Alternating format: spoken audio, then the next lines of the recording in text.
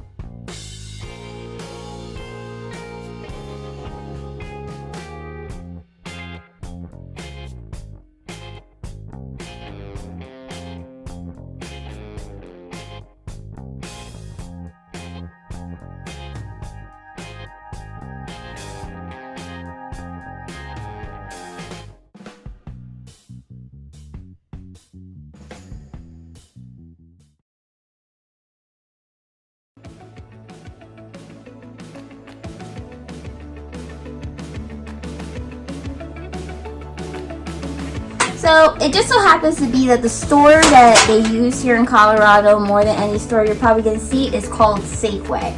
Okay, Safeway has, food, hot food, and what the guy at the front recommended to me is to come at 11 o'clock. When you come at 11 o'clock, that's when all the food is pretty much out, okay? Trust me when I tell you that the food is gone. It is going to be gone in like 2 hours, okay? Because everybody in town knows about it and they eat everything, okay? By the time you get there, if you wait till 4 o'clock, 3, you're not gonna get any food, okay? So, trust me, learn from experience. Here we go, here's the wings. They're going right here on this. Okay.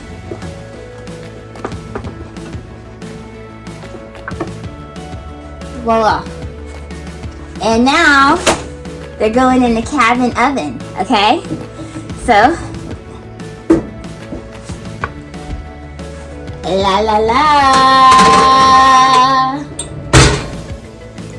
Okay. And the oven knob is right there. Okay. So boom. Let's turn that on. I'm gonna put it at 350. So while the wings are in the oven, I'm just gonna show you guys something real quick. Okay, look right here. Very important that you take this off. You clear this station because with ovens like this, the steam is gonna come up from here and it's gonna get hot. you can start a fire, okay? You start a fire. Tax.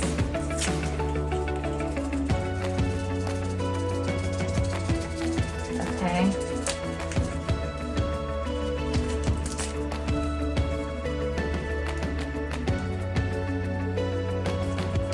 Okay. Garlic.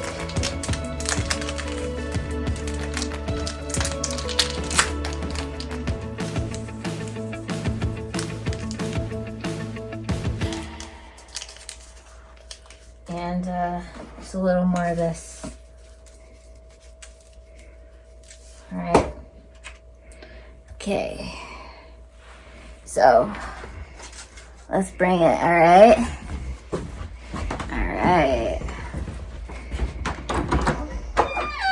Hey guys, so we're out here and we're about to do grilling. Okay. Here we got a gas grill. All right. And Julio is going to show us how to turn it on. And then Julio, yo! All right, here we are. Brittany, I'm going to show you how to start this grill. You know that most of the grills, most of them are different ways to start.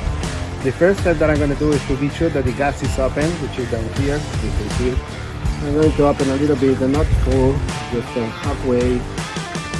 And then because it's windy here, we have a little problem to start. So what I'm gonna do is, we have this area that is for warm, just to warm the food. So because the wind is not there, I can try to open this one first and then this one. So now, here we go. It's on. I can do one off. And now what I'm gonna do is, one by one, we're gonna start with the different boilers. Different burners actually.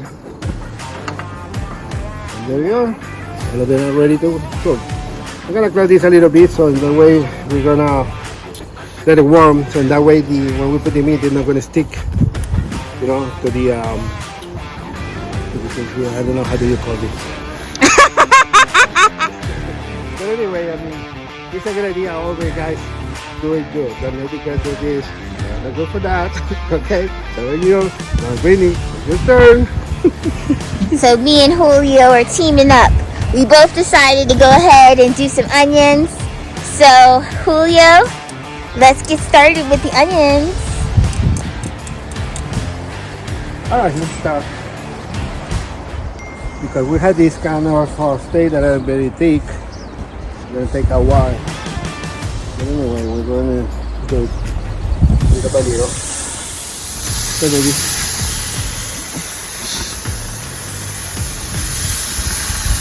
Yeah, so we're not going to do something. We're gonna be using that juice to kind of put it over the steak every so often, and that's gonna keep the steak juicy and moist, you know, to keep it nice and flavorful. And then at some point we had decided to go ahead and put some onions on there, because last time we had steak we're like, man, I wish we had onions, you know. So here we go. I should say it was Julio's idea. Yeah, unfortunately we no longer have the corn, which actually is excellent. The barbecue, just with a little lemon and salt. You're gonna be surprised with the flavor of this delicious corn in a grill. Absolutely. I was so into that corn. That corn was good. I've never thought to put lemon on corn, you know. I always put butter, you know, but whoa, what a difference, right, Julio? I mean, it's totally different. It's totally amazing. Julio had decided to go ahead and move the onions to a bit higher. He had checked the temperature on the grill, and it seems like it might have been a little too hot for the vegetables. Something that I did here, Brittany wasn't here, but I did it. It is, I just did these steaks. Before I have it in this way, now I turn it on white, because what I want to make is this square mark on the steak, you know.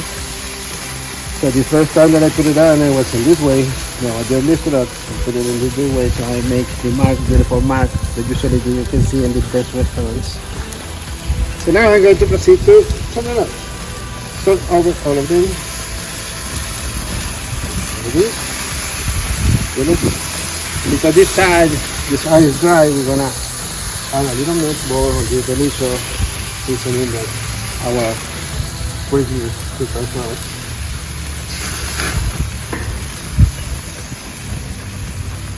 There you go. More. There we go. Perfect. And the way to do. That's again. Okay, Julio, I'm back with the wings. There we go. And Julio is going to explain to us about this area right here. Well, this has two functions. I'm going to try this there. Let's try this is the top. Alright.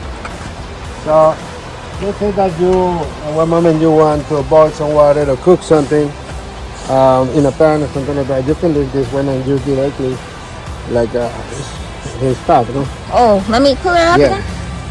Okay, great. But now you want just to warm, keep it warm with the food. Just put this in minimum and put it right here over, so they're gonna keep your food warm without boiling out or toast or whatever. You know?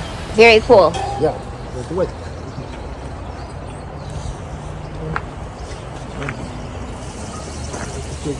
Woo!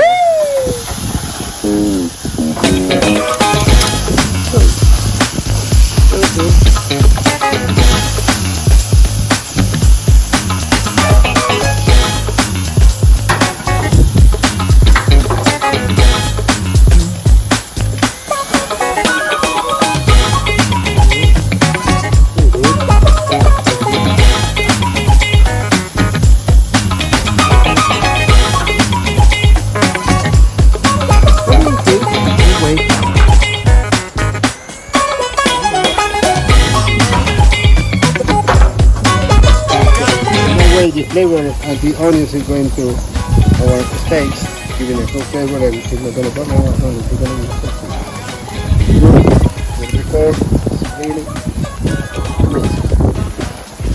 Right. So something I would like to say about me personally is that I am a seafood girl. Julio is a steak guy. So what I like to do is I love a surf and turf. Like my favorite restaurants of all time to go to are surf and turf restaurants, okay? So what we did was we went into the frozen aisle at Safeway and we got this box right here of the Waterfront Bistro mussels in a garlic butter sauce, okay? So I'm just gonna pop those right into the skillet and heat it up. Thank you.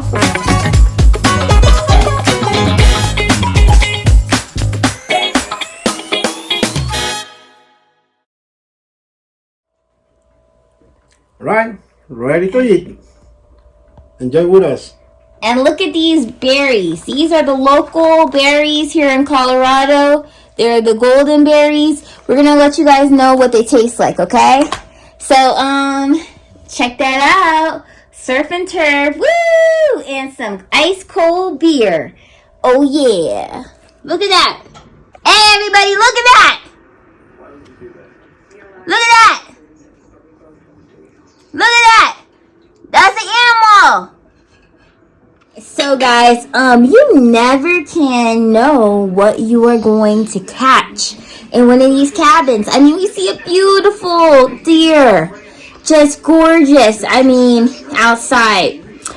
We just finished our food, you know. Those are my clams and that onion. Such a great technique Julio showed. And Julio, as you can see, he finished all his food. Loved it, you know. Wasn't that good, Julio? Very good, delicious. And the beer, I love this beer.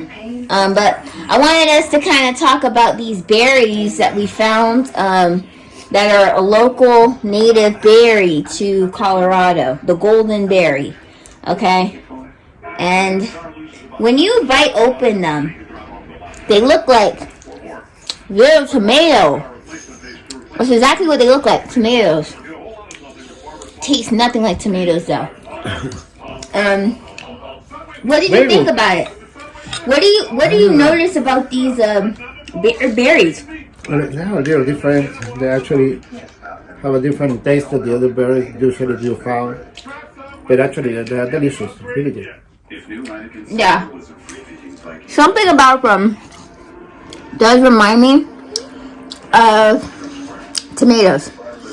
But it's not the taste. It's the texture. It's the seeds that's in it. It's the way that it looks. But a very tart, like a cherry. It's very, it's so similar to a cherry, to a grape. But it almost tastes like a peach. It's so unique, right? Oh my god, Julio sees another animal.